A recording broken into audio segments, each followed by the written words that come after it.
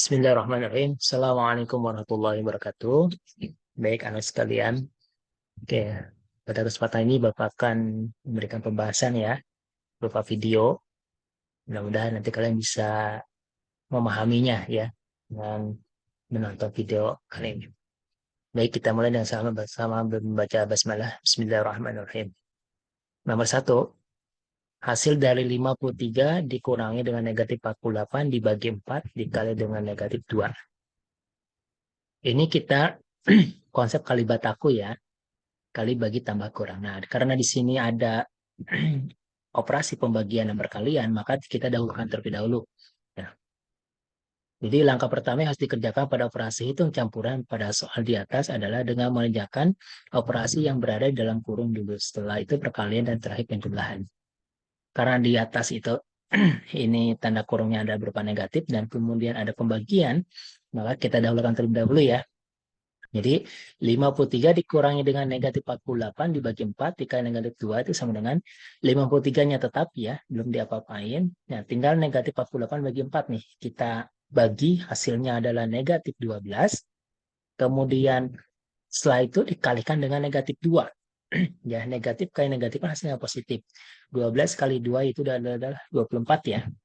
Sehingga 53 dikurangi 24 adalah 29. Jadi nomor satu jawabannya adalah 29. Nah, nomor dua. Nomor dua ini adalah materi tentang himpunan. Ya. Dari 42 siswa dalam kelas 28 siswa itu memilih ekstrakurikuler basket. 15 siswa memilih ekstrakurikuler futsal dan ada 3 siswa tidak gemar keduanya. Maka banyaknya siswa yang memilih ekstrakurikuler keduanya adalah nah, dalam menjawab soal ini anak-anak kita harus tahu dulu ya berapakah siswa yang memilih eskul. Di sini total semuanya kan ada 42 siswa. Ya. Jumlah siswa yang memiliki ekstrakurikuler basket ada 28. Kemudian jumlah siswa yang memiliki ekstrakurikuler futsal itu ada 15 orang. Kemudian yang tidak gemar itu keduanya ada 3 orang. Yang ditanya di sini adalah berapakah siswa yang memilih keduanya, basket maupun yang futsal. Berarti kita kurangi terlebih dahulu ya jumlah siswa dikurangi dengan yang tidak memilih eskul. Jadi 42 dikurangi 3 itu kan 39. Nah, kemudian kita tentukan juga jumlah yang memilih basket dan futsal. Ternyata setelah dijumlah ini hasilnya 43 orang. Artinya berarti ada siswa yang dia memilih keduanya, baik basket maupun futsal. Sehingga kita kurangi 43 dikurangi dengan jumlah seluruh siswa yang memiliki eskul yaitu 39. Sehingga 43 dikurangi 39 itu adalah 4 siswa. Bisa paham ya? Kita lanjutkan soal berikutnya yaitu soal nomor 3. Nah, ini tentang pecahan, mengurutkan pecahan ya. Nah, urutkan pecahan terkecil ke terbesar dari bilangan 76%, kemudian 0,90, 8 per 10, 0,6. Nah, langkah pertama untuk mengerjakan soal ini adalah kita mau diubah ke bentuk apa? Apakah ke dalam bentuk persen ataupun ke dalam bentuk desimal? Ya, itu bebas, terserah. Misalkan kita ubah ke dalam bentuk persen. Kalau dalam bentuk persen berarti semuanya dikalikan 100%. Kecuali kalau dia sudah bilangannya sudah berbentuk persen, tidak usah kita ubah. Contoh di sini 76% berarti tinggal tidak usah diubah ya, karena ini sudah bentuk persen. Nah, 0,90 dikalikan dengan 100%, itu hasilnya adalah 90%. Kenapa ini nolnya hilang? Karena nol setelah angka, ya, koma itu berarti tidak dihitung ya nolnya. Sehingga 0,9 dikali 100 itu adalah 90%. Kemudian 8 per 10 itu sama dengan 8 per 10 dikali 100. Hasilnya adalah 80%. Ya. Kemudian 0,6 dikali 100% itu artinya 60%. Jadi urutan dari yang terkecil ke yang terbesar itu artinya kita hitung sini 60% yang terkecil, kemudian 76%, kemudian 80% yang ketiga, dan yang terakhir adalah 90%. Jadi urutan dari yang terkecil ke terbesar adalah 0,6, 76%, 8 per 10, dan 0,90.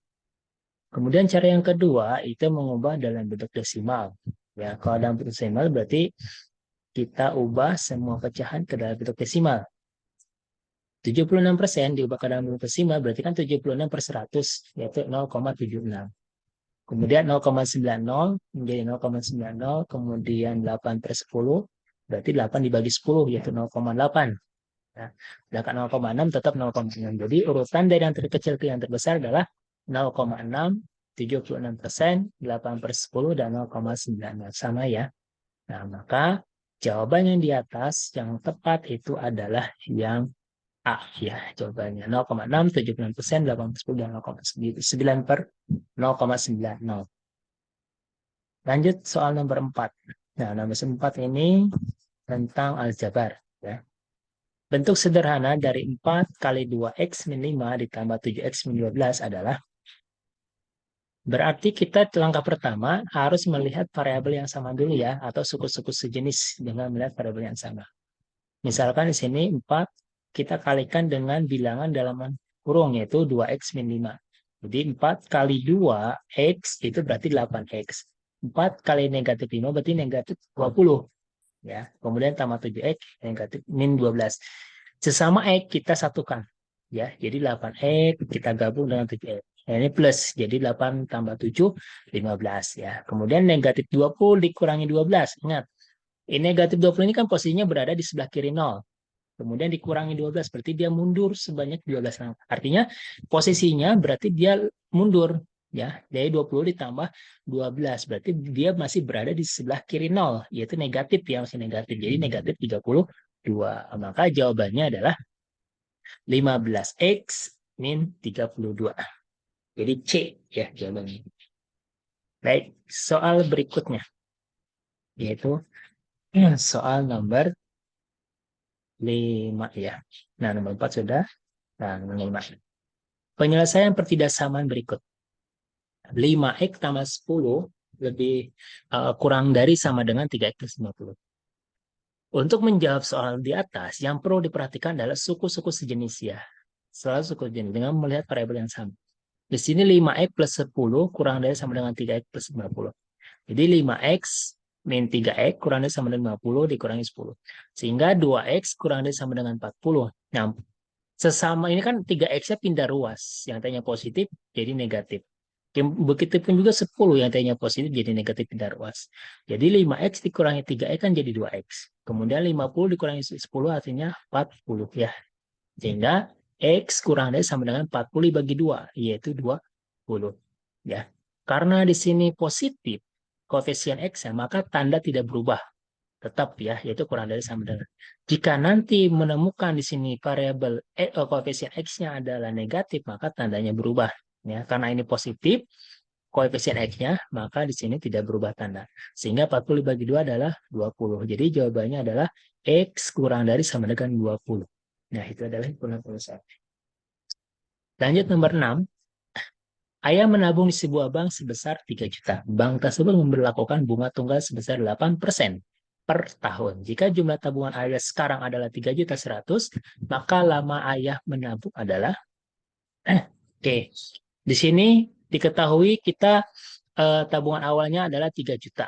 Kemudian tabungan akhirnya adalah 3.100.000. Maka persentase bunganya yang diberikan oleh bank itu adalah 8%. Berarti lama menabungnya berapa? Nah, kita bisa gunakan ya, caranya adalah menggunakan rumus besar bunga sama dengan N per 12. N itu adalah lama menabung. Dikali persentase bunga, dikali modal atau tabungan awal. Besar bunga itu didapat dari mana? Dari tabungan akhir dikurangi tabungan awal. Tabungan akhir kan tadi 3.100.000. Tabungan awalnya adalah 3 juta. Jadi 100.000. Kemudian N per 12 dikali 8% itu kan 18 plus 100 ya. Nah, bunga awalnya kan 3 juta di soal. Sehingga kita kalikan N kali 8, 8N kali 3 juta. Berarti 24 juta N. Kemudian 12 kali 100 berarti 1.200. Ya. Nah, kemudian kita kalikan silang. Jadi 100.000 dikali 1.200 sama dengan 24 juta N. Nah, kemudian kita lanjutkan sehingga di sini N-nya adalah 120 juta ya. Nah, 120 juta. Nah, sini ya 120 juta dibagi 24 juta. Berarti kita coret nolnya 6, tinggal 120 dibagi 24 kan 5. Jadi lama ayah menabung itu 5 bulan. Ya, itu ya caranya ya. Nah, kita lanjut sama soal nomor 7. Perhatikan gambar berikut. Dari gambar di samping besar sudut Y adalah, nah ini adalah ada dua sudut ya, dua garis kemudian berpotongan dengan garisnya sejajar ya.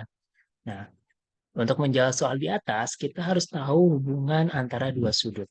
Nah, kedua sudut di atas, kalau kita lihat ini adalah sudut yang berseberangan.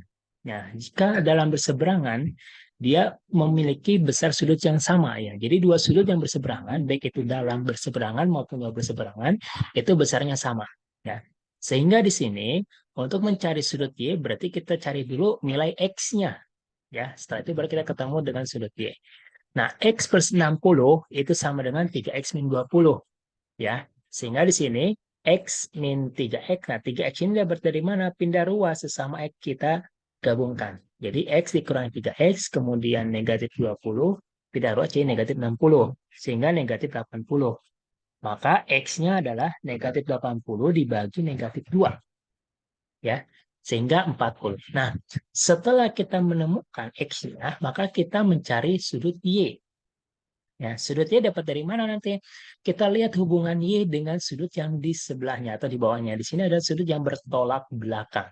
Ya, maka besar sudut yang bertolak belakang itu artinya sama. Sehingga Y sama dengan 3X min 20. Tadi nilai X-nya kan 40 ya. Maka 40 dikali 3 itu 120. Kemudian dikurangi 20 adalah 100. Jadi Y-nya adalah 100 derajat. Ya, seperti itu ya anak-anak ya. Oke, kita lanjut nomor 8. Nah, nomor 8 ini anak-anak itu sebuah gambar gabungan ya, luas gabungan di sini. Pertanyaannya adalah luas bangunan A, B, C, D, E, F di atas adalah berarti ini ada dua bangun yaitu bangun jajar genjang dengan bangun layang-layang. Ya.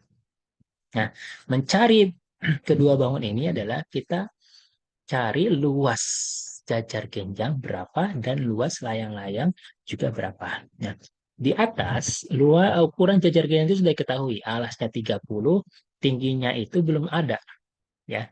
Nah, begitu pun juga layang-layang. Di sini diagonal satu udah ketemu yaitu FD itu artinya ini kan DO-nya 8, berarti OF-nya juga 8 ya, maka DF itu adalah 16, 8 tambah 8, 16. Namun diagonal 2 belum ada, CO-nya belum ada, CE-nya belum ada. Maka kita harus cari dulu diagonal kedua. Dengan cara apa? Dengan cara menggunakan teorema Pitagoras. Ya. Nah, diagonal 2 didapat dari panjang OC ditambah panjang OE. Ya. Jadi OC itu hasil dari kuadrat dari CD kuadrat dikurangi OD kuadrat. Nah, tadi CD kan itu 10 ya. 10 kuadrat dikurangi OD-nya 8 kuadrat. 10 kuadrat kan 100. Dikurangi 64 yaitu 36. Jadi hasilnya akar dari 36 adalah 6. OC ketemu. Tinggal cari OE. OE dapat dari mana? ED kuadrat dikurangi OD kuadrat. Yaitu 17 kuadrat dikurangi 8 kuadrat. 17 kuadrat berapa?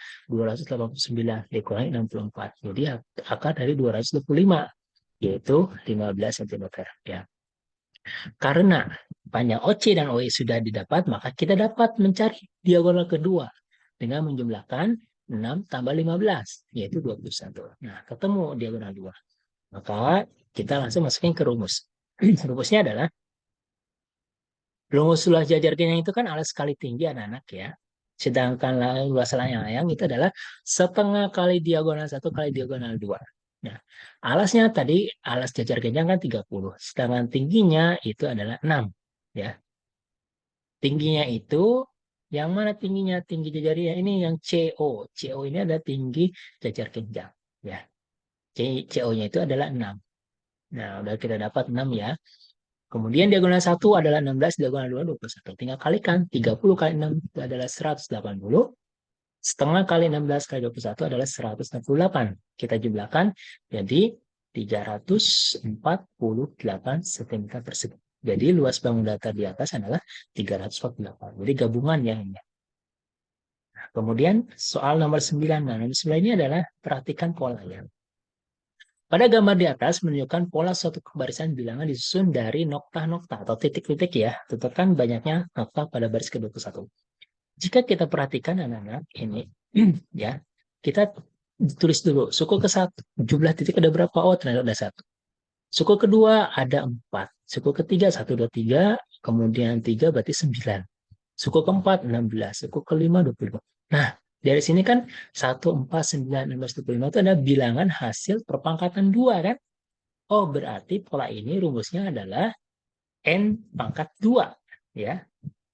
Maka banyaknya pola ke-21 itu artinya 21 dikuadratin. Berarti 441. Jadi jawabannya adalah C ya, 441. Nomor 10. Pak Zulkarnain memiliki persediaan makanan untuk 30 ekor sapi. Nah, selama 15 hari. Karena permintaan hewan kurban, maka Pak Zulkarnain menjual dan sekarang sapinya tersisa sebanyak 18 ekor. Berapakah waktu untuk menghabiskan persediaan makanan itu? Nah, untuk menjawab soal di atas, kita buatlah tabel ya. Karena soal di atas merupakan perbandingan berbagai nilai. Kenapa berbagai nilai? Di mana semakin banyak sapinya, maka persediaan makanan akan cepat habis ya. Awalnya kan ada 30, bisa habis si persediaan makanan itu 15 hari.